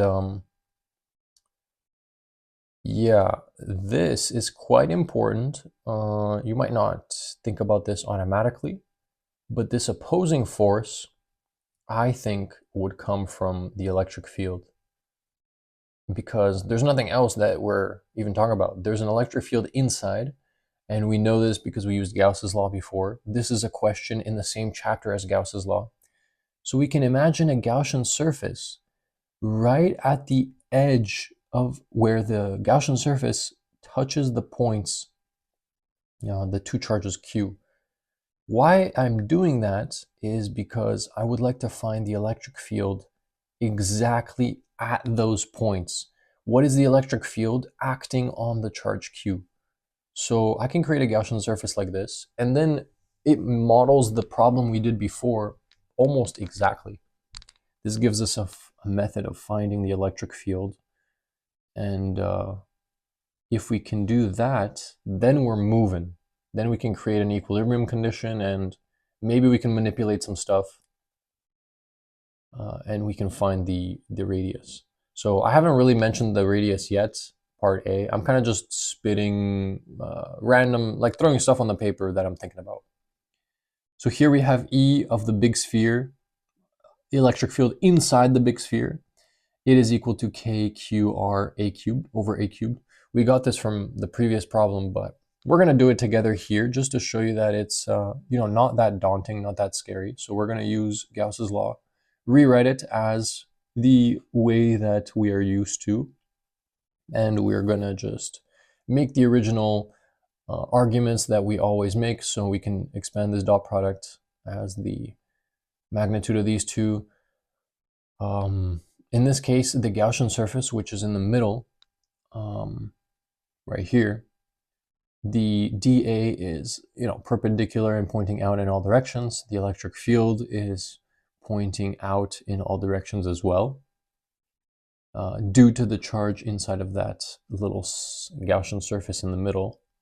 And again, forget about the tunnel. Imagine you're just thinking about the whole charged sphere, the whole red thing.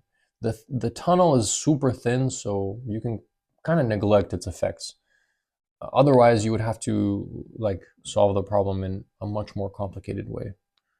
So that being said, we're going to go back down to Gauss's law here. And oh yeah, here I am kind of thinking about how I would solve the problem if I had to take into consideration the tunnel and the charges. And I think the only way to do it is this, where the dq becomes the sphere with the tunnel removed, and the charges added into it, it just becomes really complex. So you have to neglect the tunnel. That's the only way to solve this problem, from what I can think about. So we're going to move up here, take a look, and it perfectly matches this scenario here. Gaussian sphere inside of the volume, inside of the, like a small core shell of our original volume. So the Q enclosed, as you remember, we can find it with the rho volume charge density multiplied by the volume that is mentioned by our Gaussian surface. So rho can be rewritten as total charge divided by total volume. Total charge divided by total volume, yeah, right there. And we're going to rewrite that using our formula. So we have total charge, it just stays capital Q. Formula for volume of the whole sphere is 4/3. Multiply by pi. Multiply by the radius of the whole sphere, which is a, lowercase a. Same thing as before. Multiply that by the new volume that we want to find the enclosed charge in, and that new volume, again, is the volume of our Gaussian surface. The Gaussian surface at these, which finishes off at these points. And it has a radius r, as defined by the location of the little charges. So we got multiplying, again, a volume of a sphere, 4/3 pi, and in this case, the radius is just lowercase r. We can cancel some things, pi and the 4/3, and we can't cancel anything else. Cool, so we get the same thing, the charge, and it's being multiplied by this little ratio of radii, the r cubed over a cubed. So this time I am not going to forget the epsilon naught. It is right there. I'm going to put Q enclosed. This is the new Q enclosed. Q enclosed is actually equal to Q, capital Q, sorry, r cubed divided by a cubed. And in Gauss's law, we multiply that in the denominator with the little epsilon naught. Awesome. Cosine, of course, as we said before, cosine of 0 degrees, since the vectors are parallel, gives you cosine of 0 is equal to 1. Cosine of 0 degrees, again here the electric field, you can think about it as pointing radially outward in all directions. And the dA, of course, is pointing perpendicular to the surface of our Gaussian surface. So cosine is out, and we can also pull out this E as it is constant over the Gaussian surface. Then we got this integral dA. We can copy down this other side of the equation. Looks pretty good so far. So far, 3 lines, 3-4 lines. Simplify this integral. Integral, closed surface integral of the little dAs of our Gaussian surface. I hope that makes sense, and I'm not just saying random unintelligible words at this stage. So we can replace that with the surface area of our Gaussian surface. I'm circling the integral to remind you guys it is a sum of small area elements. No need to do any crazy calculus, just replace it with 4 pi. The radius of our Gaussian surface is just lowercase r squared. Awesome. We are moving forward. So rewrite the other side of the equation, and we basically have the electric field. And that's it. Yeah, divide both sides by 4 pi r squared.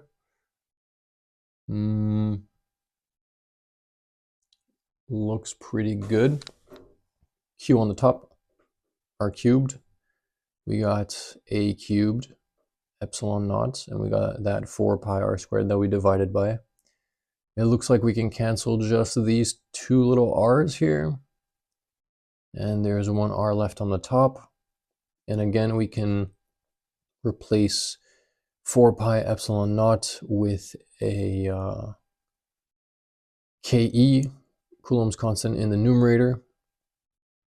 We can replace Q and the R that is left over, and then the last thing as the A cubed.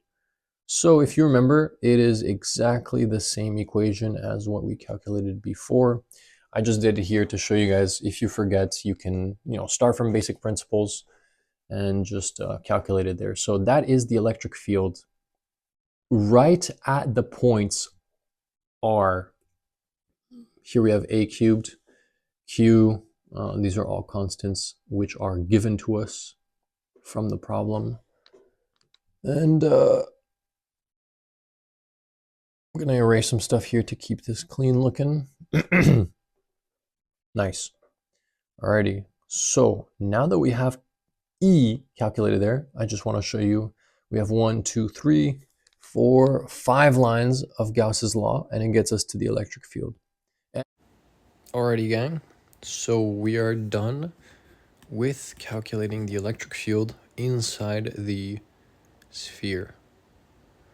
Sorry about the strange audio. If it is strange, so okay, now we can find the force due to this electric field if we place a charge Q inside of it. We got F subscript E.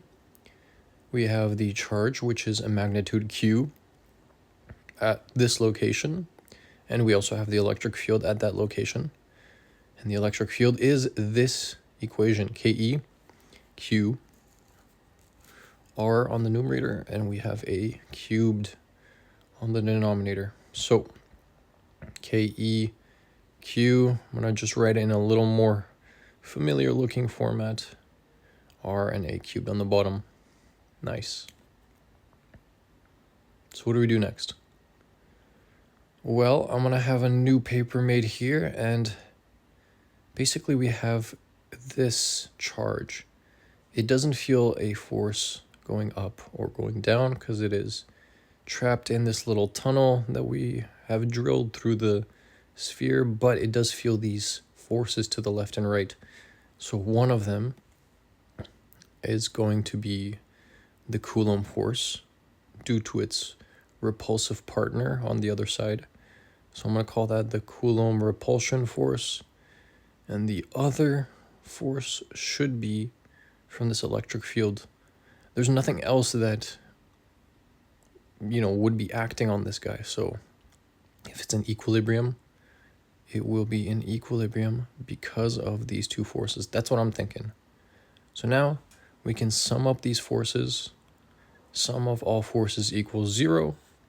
This is the standard thing that we would use in a equilibrium problem if we have forces. Or we could use this Fe plus opposing force equals 0, whatever way your mind remembers it. So we have Fe, which is the force due to the Coulomb repulsion. I'm going to copy this guy here, and then the opposing force is the force from the electric field. And then equilibrium leads to a sum of all forces being 0. Cool. So putting all of that together, we actually found the equation for the force. Over here on the side, I think I'm going to copy it right here. Yeah, this circle that I just circled. Copy this whole thing so we can create a new equation. And now you might be able to see how we can get the R. So I will copy this guy here, clean that off, and I will also add to this what we just calculated, which is this force, Q, lowercase q times the electric field. So if I copy this guy, add it onto this, then we can create this equation. Now this is a lot of work to get to here, but you can see that there is R inside this equation, which is very good. We're getting somewhere. And we have one equation, so we can isolate for R using some good old algebra tricks. And what I like to do if I see an equation like this is, well, here's one r. It's always good to remember where your pathway is. So we are determining r at which the equilibrium exists. What am I looking at here? My bad. So we're going to go back here. And when I think about an equation like this, I like to move some things around using algebra. So I will move one of these forces or one of these terms to the other side. So I'm going to copy down this first one, KE. We got 4.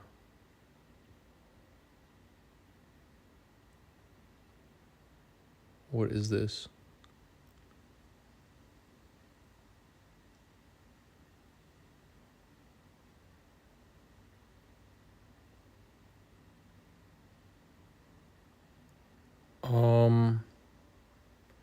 I'm just noticing that I made a mistake. So I accidentally added that pi over there. You guys see that? Pi in the denominator. Literally where the blue arrow is pointing. So that should not be there.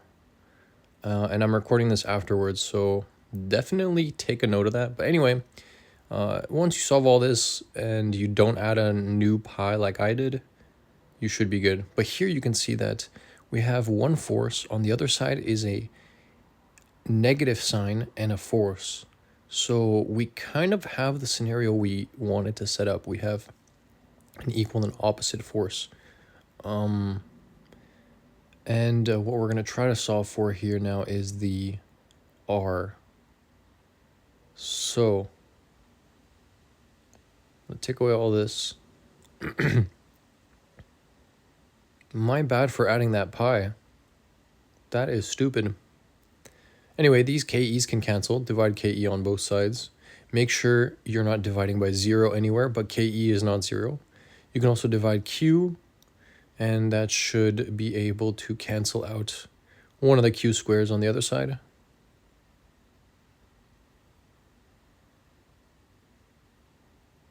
Cool. That Q cannot be canceled.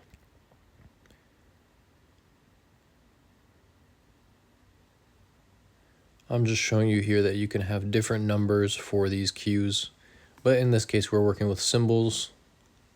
It's nice to work with symbols all the way till the end, because you could just replace the symbols with any numbers you want and it should work. So let's try to move this r squared on the other side. I'm just going to rewrite this whole thing here. Again, I'm carrying the pi on the bottom, and that should not be there. Silly goof. So yeah, it's always good to check your work, because sometimes you could just make a silly mistake like that. I'm going to multiply both sides by r squared. Cancel this r squared, cancel that. I guess at this stage I rewrite it again. I'm moving kind of slow, so I apologize. That's probably why this video is very long. Next one I will try to make a bit shorter, I promise. So we have on this side the r and the r squared combined to get an r cubed. Now I'm going to multiply here by a cubed, and I'm going to divide by multiply by negative a divided by a q. Do that on both sides.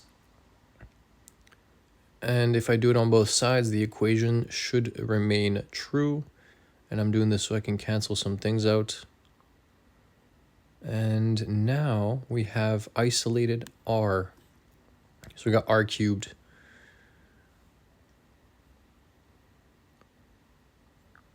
This is now just an algebra problem. Very, very interesting.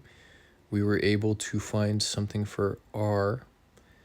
Now we got a negative We got Q, A. I think I put the pi because we kept writing 4 pi so many times in this video. So yeah, now I'm taking a cube root. If you want, you can also write a cube root as a exponent. 1 exponent 1 over 3. Do that on both sides. Exponent 1 over 3 and exponent cubed should cancel nicely. Man, that 4 pi is annoying me. Yeah, the pi shouldn't be there, but the 4 is. All right, so here what I'm showing you guys is that square root of a negative number gives you an imaginary unit. So you cannot take square root of a negative number. It doesn't work. You might learn that a little bit later in your math studies if you ever get to that stage, but you actually can take a cube root of a negative number. This is good. It gives you a negative number, I think. It's like a negative number times a negative number times a negative number. 3 times gives you, again, a negative number. So here, how I'm showing it is there's a distinction between the square root and the cube root. The reason I'm doing this, basically we solved the answer. It's over here to the side, but that 1 over 3 exponent might be a little weird for some of y'all. You may have not seen it before. So what I'm showing you here is that the square root function, y as a function of square root of x, here I'm drawing the cube root in red. Cube root actually goes off into the negative x values. So it exists in the negative x values. But for this blue function, the square root of x, there is nothing on the negative x side. It's only defined for positive values. So I'm just writing this out here because when I see a negative sign inside of a root, like a root like this, it just makes me think a little bit, triple check some stuff. So yeah, I will show you guys in a second some graphs that might make it a bit simpler. But yeah, at this stage, you can recopy this. Minus sign, you have a q, you have an a cubed. 4, do not write that pi. That pi is an incorrect thing to add there. 1 over 3, and that is your answer. R equals that. If you want, don't write the pi. I don't know how many times I have to say that. It's just aggravating me a little bit because we came so far just to mess up the answer. Anyway, you can pull out the a because the a cancels with that exponent there. So pull the a out and take off its 3, and the negative sign stays there. So this is an answer. Again, take away the pi in the denominator. Go through the problem on your own, and I know you guys will be able to do it. So yeah, I'm looking up here just to see. I am not going to do part B of this because the video is like 2 hours long right now. I'm so sorry about that. If you have gotten this far, I appreciate it. What I'm doing here though is just checking units. So we have length, units of meters. I mean, they could be units of anything, but it's a length. So it's going to be meters, centimeters, inches, whatever. And we have some other quantities, capital Q, lowercase a, lowercase q. And our final answer is Q, Q, A. And we got some numbers, 4 and pi. The pi, man, and 1 and 3. So our answer uses quantities that are given to us in the problem. That's always good to see. And one final thing is R has units of length. So I just want to check if my answer has units of length. And if it does, then it is another sanity check. It's good to do these sanity checks. At the end, if you get something overtly incorrect, then you know you went wrong somewhere. So I have here units of coulombs on the top. 4 pi does not have units. That's why I forgot the pi in there, because it evaded my unit analysis check. The coulombs inside cancel, and it gives you something that is unitless. And the A on the outside is a radius of the sphere. So it has units of length, whether that be meters, centimeters, inches, whatever you choose, it has units of length. So we have length on one side, length on the other side, and we are good. At least that works out. So that's nice. So yeah, that is the answer. I hope that was helpful. I have another thing here to show you guys because this minus sign is a little intriguing. Normally when you have a length, you should not have a negative sign. A length is a positive number. And when you take the cube root of a negative number, you get a negative answer. So here what I've shown you guys is, what I want to show you is, I'm using this graphing calculator. It's called Desmos. And I am plotting a square root function here, y equals square root of x, and you can see it's only defined for positive x values. It does not go into the negative x range or the negative y range. So here I'm trying to write it, I guess just with a symbol. Let's say we have a squared equals a times a. This a could be a negative number. You have a times the same thing, a times negative a times negative a. The negatives cancel and they give you a plus, and you get a squared. If you have instead positive a, positive and positive combine, and they or cancel, so they give you a plus 2. But if you have a negative and a positive, this, when you square it, you can't square it. It doesn't work. It'll give you a negative a squared. So that negative cannot be gotten. You can't get rid of it. That's why the square root doesn't accept negative signs very nicely. So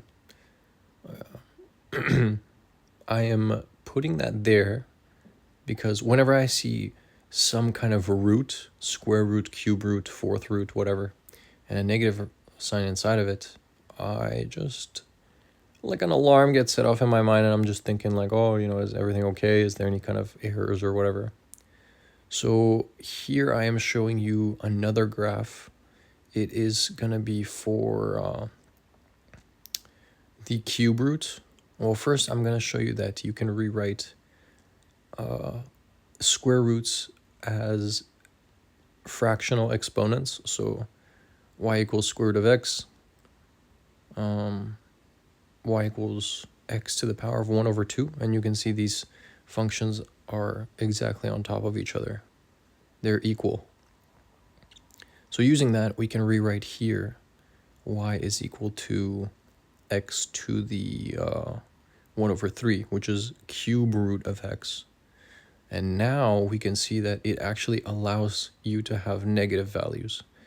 So you can plug in, and here I'm showing you the square root, which is blue, and the cube root, which is green. They're different functions. The square root is a little larger than the cube root. When you get down to here between 0 and 1, it changes a little bit, but the main behavior that you should notice is the cube root allows you to have negative numbers. It accepts negative numbers as inputs. So this works with all even and odd roots or fractional exponents. So here I'm going to have another thing, 1 over, or x to the fourth root, 1 over 4, x to the 1 over 4, the fourth root. It does not allow negative numbers either. It's the same as the square root. Any even value, I'm plugging in even values, you can see it's only positive. And if you plug in an odd number, odd roots allow you to have negative numbers. So I don't know if this is helpful. I thought it was pretty cool. And it also came up in this problem here. We have a negative number and a cube root around it. So the length r is actually negative in this case, which is still a little weird. Length should be positive. So the only way this would be positive is if there's another negative somewhere inside this equation that cancels out with that negative. And the only way that's possible is if this Q, the charge lowercase q, is itself negative. In the problem, they explicitly told you Q, uppercase Q, the charge of the actual sphere was positive, but the lowercase q, they did not tell you if it was positive or negative. They just said, we have two charges Q. So the problem works with both. You could have negative Q or positive Q, and if they're identical, they're going to repel, and it's going to show you the same behavior. But the reason you know that the charges have to be negative is, one, because the equation here we have is for length, and length should be positive. And we have an extra negative sign. So the negative sign should cancel with another negative sign to give you a positive length. That's just one thing that I'm thinking about. But another thing is, the electric field can only create an opposing force if the charge was a negative charge, because it's a positive electric field that's pushing out. So it needs to create a force pulling it into the center of the sphere. And the only way it could do that is if it is a negative charge. So I don't know if that's too important or if you guys thought about the same thing, but that is kind of the main solution. I don't think I have anything else to add. I know it was kind of a long video, so I appreciate you guys for watching it. If you found it interesting or helpful, let me know. If you have any questions, let me know, like either in person or send that email. Here, basically, I'm saying what I just said a little while ago. These guys must be pushed away by each other. But in that case, if they're pushed away and they're in equilibrium, they must be pulled in by something. And they will be pulled in by the electric field of this, of the electric field inside that sphere. And since the electric field inside that sphere is positive, the only way it can pull those charges and create a correct opposing force is if that Q is negative. So yeah, part B is another, I don't think you have to do anything too crazy for part B. I'm going to leave that part for you guys to work out. If you want any help with part B, let me know also. But I think the main application of Gauss's law that this problem wants you to use, I showed you guys. So part B, I'm sure you can do on your own. So yeah, have a good one. And I will post the other video a bit later this week. See ya.